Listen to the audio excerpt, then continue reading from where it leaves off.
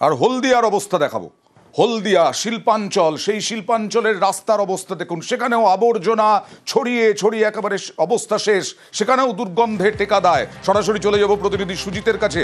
সুজিত, কতদিন ধরে এই অবস্থা, কেন এই অবস্থা? কেন এই অবস্থা মানুষ প্রশ্ন করছেন, কারণ শিল্প শহরের রাস্তার এই অবস্থা শুধু যে একটি রাস্তা দুটি রাস্তা নয়, 29টি ওয়ার্ডের বেশিরভাগ রাস্তার অবস্থা এই কি না, রাস্তার ধারে রাখা ভ্যাট সেখানে উপচে পড়ছে এভাবেই নোংরা আবর্জনা, যা পরিষ্কার করার কথা সকাল সকাল, দুপুর গড়িয়ে গেলে বিকেল গড়িয়ে।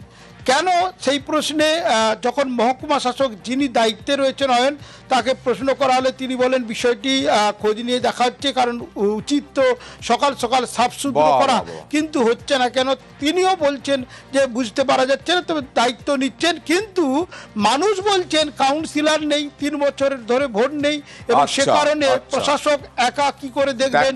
সরকারি প্রশাসক না থাকলে, প্রশাসক থাকলে পরেও কি পরিষ্কার হবে না? মানুষ কি এভাবেই ভুগবেন?